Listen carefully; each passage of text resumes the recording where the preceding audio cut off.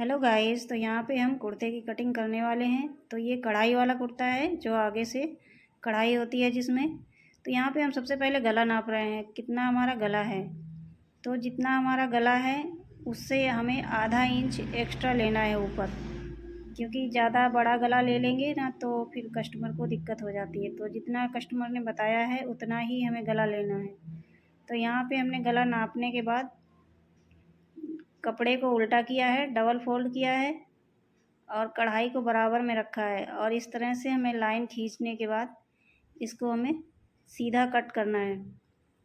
तो यहाँ पे हम इसको सीधा कट करके आगे वाला पल्ला है वो निकाल लेंगे, पीछे वाले पल्ले को बाद में काटेंगे। तो यहाँ से हमने पहले रखा है 6.5 इंच और यहाँ से रखा है हम 6.5।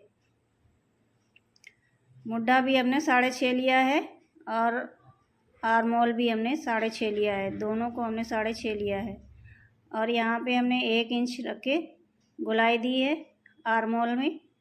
और इसके बाद हमारी सीने की है नाप। तो यहाँ पे 32 सीना है, तो यहाँ पे 8 इंच, 8 चौक 32। और इसके बाद हम कमर का निशान लगाएंगे। तो जितना हमारा कमर है उसका चौथाई करेंगे। तो यहाँ पे हमने 7 इंच लगाया है, तो 28 हमारी कमर थी, तो 7 चौक 28। अब इसके बाद नीचे हम लगाएंगे, यहाँ से पहले हम नेफा पे निशान लगाएंगे जहाँ से हम चाक खोलते हैं। तो यहाँ पे जहाँ पे हम 13 इंच पे, 13.5 इंच पे, जिसको जितने पे खोलना हो वो अपने निशान लगा ले। तो यहाँ पे हमारा 13 इंच पे निशान लगा था। तो नीचे हमने नीचे जितना हमारा है, तो यहाँ पे हमारा 8.25 आ रहा है। तो यहाँ पे था 8 चौक 32 से कुछ ज़्यादा था, 8 से ज़्यादा था, यानी कि। तो अब इसको हमने यहाँ से इसमें निशान लगा दिया है, मिला दिया है इसमें सीने से ऊपर, कमर से, फिर नीचे नेफे में जहाँ से हमारी चाक खुलेगी। और इसके बाद जितना हमने नेफा में नीचे रखा है उतना ही हमें ऊपर भी रखना है, बराबर रहेगा निशान। ये इस तरह से हमें निशान लगा लेना है। तो इस तरह से हम निशान इसमें लगा देंगे। अब यहाँ से हम 1.5 इंच की दूरी देंगे, 1.5 या 2 इंच की आप मार्जिन दे सकते हैं इसमें, आप अपने अकॉर्डिंग। यहाँ पे हमने 1.5 इंच की दूरी दी है, 1.5 इंच का मार्जिन दिया है। तो यहाँ पे 1.5 इंच का मार्जिन देते हुए इसमें हम कटिंग कर देंगे। तो ये हमारी नाप हो गई कुर्ती की। कुर्ती की नाप लेने के बाद इसको हम कट करके अलग कर देंगे। तो ये हमने जो निशान एक्स्ट्रा लगाया है 1.5 इंच की दूरी से, उसी पे हमें कट करना है। ये हम पूरा नीचे तक कट कर देंगे। नीचे ये लेस लगी है, इसको लेस खोलने के बाद कट करेंगे। तो ये हमने थोड़ा सा छोड़ दिया है, इसको हम बाद में कट कर लेंगे। तो ये देखिए इस तरह से हमारी कुर्ती कट के रेडी हो गई है। अब इसको हम पीछे वाले पल्ले पे रख के काट लेंगे। तो ये पीछे वाला पल्ला है, तो कपड़े को पहले आपको प्रेस कर लेना है अच्छे से, ताकि हमारा कपड़ा सीधा हो जाए। तो हमने पहले प्रेस कर लिया था। तो यहाँ हमने फोल्ड करके देखा तो कपड़ा हमारा एक्स्ट्रा आ रहा था, तो फिर हमने से दोबारा हमने नापा है इसको रख के। तो यहाँ इस तरह से रख के नाप के साइड से आप इस तरह से कपड़ा निकालिए, तो आप आस्तीन के लिए भी इसमें आराम से कपड़ा निकाल पाएंगे। तो इस तरह से आप अगर साइड से कपड़ा निकालेंगे तो इसमें आस्तीन में आपके जोड़ नहीं आएगा और आस्तीन अच्छे से निकल आएगी। तो इस तरह से हमने देखिए नीचे से बराबर करके काट लिया है। अब यहाँ आगे से आर्मोल से जब हम काटेंगे तो पीछे वाले आर्मोल में आधा इंच हम एक्स्ट्रा काटेंगे। ये हमने इसमें आधा इंच एक्स्ट्रा रखा हुआ है। अब इसको हम अलग कर देंगे। अब यहाँ पे कपड़े को हमने 4 फोल्ड में किया है। अब इसके बाद हम यहाँ हमारी आस्तीन की लंबाई है 10 इंच हमें चाहिए, तो हमने 2 इंच एक्स्ट्रा लिया हुआ है क्योंकि 1.5 इंच हमारा पलटने में जाएगा और ये आधा इंच हमारा मुड्ढा दबाने में चला जाएगा। जब हम आस्तीन जोड़ेंगे तो आधा इंच उसमें चला जाएगा और 1.5 इंच हमारा नीचे जब मोहरी पलटते हैं तो उसमें चला जाएगा। इसके बाद हमने यहाँ पे 2.5 इंच पे रखा हुआ है और हमने आर्म होल में शेप दे देना है। आस्तीन का हमने शेप दे दिया है। तो ये इस तरह से गोल, चाक हमारी लाइट कलर की थी तो इसलिए आपको निशान नहीं दिख रहे होंगे। तो ये इस तरह से हम इसमें कटिंग कर देंगे। तो ये हमारी गोलाई हो गई है आर्म होल की। अब इसके बाद हम आस्तीन की मोहरी लेंगे, जितनी हमारी मोहरी है। तो यहाँ पे 9 इंच थी मोहरी, तो हमने 4.5 इंच पे निशान लगाया था मोहरी का। और आधा इंच या 1 इंच आप मार्जिन दे सकते हैं इसमें। तो यहाँ पे 1 इंच का हमने मार्जिन दिया हुआ है और इस तरह से हमें जो एक्स्ट्रा कपड़ा है वो कट करके निकाल देना है। तो ये जो एक्स्ट्रा कपड़ा है इस तरह से हम कट करके निकाल देंगे। तो ये हमारी आस्तीन कट के रेडी हो गई है। ये आस्तीन की लंबाई हमारी देखिए 12 इंच है इसमें, ये देखिए। तो 2 इंच जो बचेगा हम पहले भी बता चुके हैं आपको।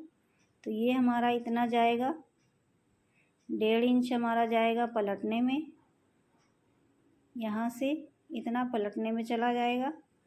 और आधा इंच जो पीछे बचेगा उसको जब हम आस्तीन जोड़ेंगे कुर्ते के साथ तो उसमें चला जाएगा। तो यहाँ पे जो ये जोड़ेंगे इतना बच रहा है, तो ये हमारी 10 इंच की आस्तीन आ जाएगी। तो ये हमारी दोनों आस्तीनें हैं इसी में। तो ये हमारी आस्तीन कट के रेडी हो गई हैं। अब हमने पेस्टिंग वाली बकरम ली है, जो पेस्टिंग बकरम होती है। अब इसमें हम गला नाप रहे हैं। तो गला हम पीछे वाला गला नाप रहे हैं। जितना आपका गला हो आप उससे आधा इंच ज़्यादा लीजिएगा। तो इस तरह से हमने 2.5 इंच पे गला रखकर काटा था इसको, और इसको हम गोल कट कर लेंगे। आपके पास अगर मोटी वाली बकरम ना हो, अगर ये पतली वाली बकरम है पेस्टिंग वाली, तो आप इससे भी गला बना सकते हैं। इससे भी गला अच्छे से सफाई से बन जाता है, फिनिशिंग से। तो हमारे पास ये पेस्टिंग वाली बकरम थी पतली वाली, तो उसी से हमने। और ये देखिए गले की दूरी 5 इंच की है, तो 2.5 दूना 5। इस तरह से आपको प्रेस से चिपका लेना है, क्योंकि ये प्रेस से चिपक जाती है, सिलने की ज़रूरत नहीं है इसमें। तो यहाँ हमने प्रेस से इसको अच्छे से चिपका लिया था, और ये आपकी प्रेस से चिपक जाएगी तो इसमें गिरेगी भी नहीं इसमें। ये देखिए इस तरह से चिपक गई। और इसके बाद इसमें सिलाई करना है आसपास। चिपकाने के बाद इसमें हमने चारों तरफ से गोल गोल इसमें सिलाई कर ली है, और एक्स्ट्रा कपड़ा जो था वो छाट के निकाल दिया है। इसके बाद दोनों सिरों को हमने बराबर करके कट किया है। पहले सीधी सिलाई चलाएंगे, फिर इसके बाद राउंड राउंड जैसा बकरम है, जैसी हमारी पेस्टिंग वाली बकरम है उसी प्रकार से हम सिलाई चलाएंगे। और जहाँ से हमने सिलाई स्टार्ट की थी चलाना, वहाँ से नहीं उठाएंगे हम, थोड़ा आगे से बढ़ा के उठाएंगे, नहीं तो हमारी सिलाई खुल जाएगी। तो हमने यहाँ पे देखिए थोड़ा सा बढ़ाने के बाद उठाया है, जहाँ से शुरू की थी सिलाई वहाँ से नहीं उठाया है। तो यहाँ से आपको धागा कट कर देना है और हटा देना है। अब इसके बाद इसको हम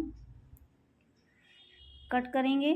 कट करने के बाद आधा इंच का मार्जिन ज़रूर छोड़ देंगे, तो ऐसा काटें सिलाई ना कटे। अब इसके बाद इसमें छोटे छोटे कट लगाने हैं। कट लगाने के बाद इसको पलट देना है। पलटने के बाद इसमें किनारे किनारे हमारी सिलाई चलानी है। तो यहाँ पे हमने किनारे किनारे सिलाई गले में चला दी है। तो इस तरह से गला बन के रेडी हो गया। तो और ये आगे वाला गला है, तो इसमें हमने 1 से 1.5 इंच की मार्जिन दे के हमने इसको ऐसे ही काट के ऐसे ही सिल लिया था पलट के। इसमें हमने गले में पट्टी नहीं लगाई है, इसको हमने इसी तरह से फोल्ड कर करके सिल दिया था। अब ये आस्तीन है हमारी, तो आस्तीन में हमें इस तरह से फोल्ड करना है। हमने आपको पहले बताया था आस्तीन को जब फोल्ड करेंगे तो 1.5 इंच कपड़ा हमारा चला जाता है। तो इसमें ये देखिए इस तरह से हम फोल्ड करेंगे और हमारी आस्तीन इस तरह से सिल के रेडी हो जाएगी। फ्रेंड्स, अगर वीडियो हमारे अच्छे लगे हों तो प्लीज़ लाइक कर दिया करिए। ये देखिए इस तरह से पहले इसमें, ये देखिए इस तरह से हमें इसमें सिलाई चला देनी है। अब इसके बाद जो किनारे हैं उसके बाद उसमें भी हमें इसी तरह से सिलाई चलानी है। तो ये देखिए इस तरह से हम किनारे किनारे इसमें भी बड़े आराम आराम से आपको चलानी है। अब ये देखिए आगे वाला गला हमारा कंप्लीट हो गया। अब इस पे हम पीछे वाला गला भी रखेंगे और इसकी कंधी जोड़ देंगे। तो यहाँ पे हमने कंधी जोड़ दी है। तो इसी प्रकार से जिस प्रकार से एक कंधी हमने जोड़ी है उसी प्रकार से दोनों कंधी हम जोड़ देंगे। तो ये हमने कुर्ते की दोनों कंधियाँ जोड़ दी हैं। अब ये देखिए इस तरह से दोनों कंधी जोड़ने के बाद अब हम आस्तीन लगाएंगे। तो इस तरह से हमने खोल के इसको रखा हुआ है और आस्तीन हम लगाएंगे। तो पहले आस्तीन दोनों बराबर करके आधा इंच हम छांट दे देंगे। छटा हुआ हिस्सा आगे रहेगा, पहले भी हम कई बार बता चुके हैं। तो दो हमने आस्तीन दोनों को मिला के छांट दिया है। जो छटा हुआ हिस्सा है, जो छांटा है आधा इंच, वो आगे साइड रहेगा सिलने में। तो इस तरह से रख के आप आधी बीच से सिलिएगा, आधा जोड़ से इधर सिलाई। तो यहाँ से देखिए इधर से, वैसे तो हम फिटिंग करने के बाद आस्तीन लगाते हैं। तो यहाँ पे कई लोगों ने कमेंट्स किया मोबाइल पे मेरे कि आप आस्तीन लगाने के बाद फिटिंग करके दिखाइए। तो हमने इसमें आस्तीन लगाने के बाद फिटिंग कर रहे हैं। तो आपको इस तरह से पहले आधा इधर लगा लेना है आस्तीन और आधा उधर लगा लेना है। इस तरह से आस्तीन लगाना है। तो ये देखिए इस तरह से एक आस्तीन हमारी लग के रेडी हो गई है। तो उसी प्रकार से दोनों आस्तीनें लगा लेनी है आपको। जैसे एक लगेगी वैसे दोनों लगेगी। तो यहाँ पे हमने आस्तीन की मोरी की नाप, जितनी आपकी मोरी है उतनी आस्तीन की मोरी की नाप लेते हुए जो फिटिंग का निशान लगाया है चाक से, उसी चाक पे ही चलाना है। तो आपका जो कुर्ता है एकदम फिटिंग ही आएगा। अगर आप चाक से इधर उधर चलाएंगे, जहाँ पे आपका चाक का निशान है वहीं पे चलाइए। अब यहाँ से देखिए थोड़ी दूर पे हमने यहाँ पे चलाया। तो अगर ये वाला आपका धुलने के बाद टाइट हो जाए तो आप दूसरी सिलाई रख सकते हैं और पहली वाली खोल सकते हैं। तो इस तरह से हमने इसमें डबल सिलाई चला दी है। तो ये देखिए हमने दोनों तरफ फिटिंग लगा दी है। इसके बाद हमें चाक बनानी है।